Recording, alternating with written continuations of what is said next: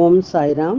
ஸ்ரீ சாயின் ஆசீர்வாதத்துடன் ஸ்ரீ கோவிந்த் ரகுநாத் தபோல்கர் என்ற ஹேமாத்மன் இயற்றிய ஸ்ரீ சாய் சச்சரித்திர கிரந்தத்தின் அடிப்படையிலே தொகுத்து மூல மராத்தியிலே விரிவுரையுடன் இயற்றிய தைந்தின் சாயிபோத் பேராசிரியர் டாக்டர் சீதாராம் கணேஷ் தேசாய் அவர்கள். இந்த நூலின் தமிழ் மொழிபெயர்ப்பு ஸ்ரீ சாயின் தினசரி ஞான போதனை தொகுத்து வழங்குபவர் டி.ஆர். மாதவன் அவர்கள். பிரார்த்தனை. சமர்த்த சாயி, இச்சிறு மந்திரம் புனிதமான ஜெயமருளும் மந்திரம். இது இனிய பக்த பாவ மோக்ஷ சூத்திரம். அவரது புனித வாழ்க்கை வரலாறு மதுரம்.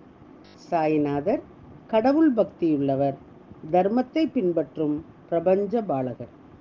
இப்போது இவர் வாழ்க்கை வரலாற்றை பாடுங்கள். மன அமைதியை பேணுங்கள்.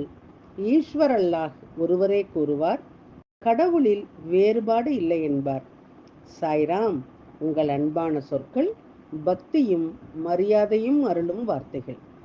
ஓம் ஸ்ரீ சாய்ராம். ஸ்ரீ சச்சிதானந்த சத்குரு சாய்நாத் மகாராஜ் கி ஜெய். ஸ்ரீ சாயியின் இன்றைய ஞான போதனை. அத்தியாயம் 22, ஓவி 38. அவர் தனது பக்தரின் துன்பங்களை முன்கூட்டியே அறிந்து உரிய நேரத்தில் நிவாரணம் அளித்து அவரை தனது நிலையில் உறுதியாக வைத்திருக்கிறார். அவர் எப்போதும் அவரது நலனில் ஆர்வமுள்ளவர். விளக்கம். வானத்தில் சந்திரனின் மையம் தெரியவில்லை என்றால் முதலில் ஒரு மரத்தின் கிளையில் உங்கள் பார்வையை செலுத்துங்கள். பின்னர் முன்னால் பாருங்கள். சந்திரனின் மையத்தை நீங்கள் எளிதாக காண்பீர்கள். இது ஷகசந்திரநியாய என்று அழைக்கப்படுகிறது. பிரயாகை தீர்த்தத்தில் பாபா தாஸ்கனுவின் வலது மற்றும் இடது கால் விரல்கள் வழியாக கங்கை மற்றும் யமுனை பாயும் காட்சியை காட்டி அவரை ஆச்சரியப்படுத்தினார். வலது கால் விரலில் ஆள்காட்டி மற்றும் நடுவிரல்களை வைத்து தியானம் செய்வது பக்தியின் எளிய வழிமுறை என்று சாய் பாபா கூறுகிறார். ஒருவர் பெருமையை கைவிட்டு அனைத்து உயிரினங்களிடமும் பணிவுடன் இருக்க வேண்டும் என்று சாய் கூறுகிறார். பாபாவின் காரணமாக ஷீர்டி ஒரு புனித இடமாக மாறியது. எல்லா திசைகளிலும் தெளிவாக தெரியும் இந்த சாய் வைஷ்ணவ கல்ப விருஷம் ஷீர்டியில் அவதரித்துள்ளது. பாபா சில நேரங்களில் அமைதியாக இருப்பார், சில நேரங்களில் மர்மமாக பேசுவார், சில நேரங்களில் அவர் நகைச்சுவை செய்வார், சில நேரங்களில் கோபப்படுவார். சாய்பாபாவின் இந்த வாழ்க்கை வரலாறு பகுத்தறிவு மற்றும் பேச்சின் எல்லைக்கு அப்பாற்பட்டது. மழைத்துளிகளை ஒரே நேரத்தில் எண்ணலாம், காற்றை கட்டுப்படுத்தலாம், ஆனால் சாய்பாபாவின் அற்புதங்களை அளவிடுவது கடினம். தனது பக்தர்களின் துன்பங்களை அறிந்த பாபா சரியான நேரத்தில் அவர்களுக்கு தைரியம் கொடுத்து அவர்களை சிக்கலில் ஆழ்த்தி பின்னர் அவர்களின் இடத்தில் அவர்களை பலப்படுத்துவார்.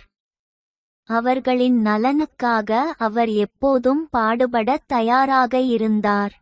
மகிழ்ச்சியடைந்த அரசாங்கம் அகமதுநகரைச் சேர்ந்த காகா சாஹேப் மிரிகருக்கு சர்தார் என்ற பட்டத்தை வழங்கியது.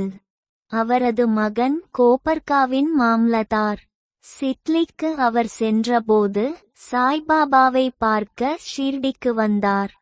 எதிர்கால பிரச்சனைகள் குறித்து பாபா எவ்வாறு எச்சரிக்கிறார் என்பதை இது தொடர்பான ஒரு சம்பவத்திலிருந்து புரிந்து கொள்ளலாம். பாபா மாம்லதார் மிரிகரிடம், ஏய், நமது துவாரகாமாயி உங்களுக்கு தெரியுமா என்று கேட்டார். பாலாசாகேப் மிரிகருக்கு அந்த கேள்வியின் அர்த்தம் புரியவில்லை. எனவே பாபா, ஏய் மசூதி என்றால் துவாரகாமாயி என்றார். குறிப்பு: இது எங்கள் துவாரகா மாதா. மசூதியில் வடிவம் அமர்ந்துள்ளது. அச்சமின்மையின் அறிவை வழங்குவோம். கவலையற்ற செய்தி. அத்தியாயம் 22 ஓவி 48. ஓம் சாயிராம். ஸ்ரீ சாயியின் தினசரி மற்றொரு ஞான போதனை அடுத்த தொடரில் கேட்போம். श्री सच्चिदानंद सद्गुरु साईनाथ महाराज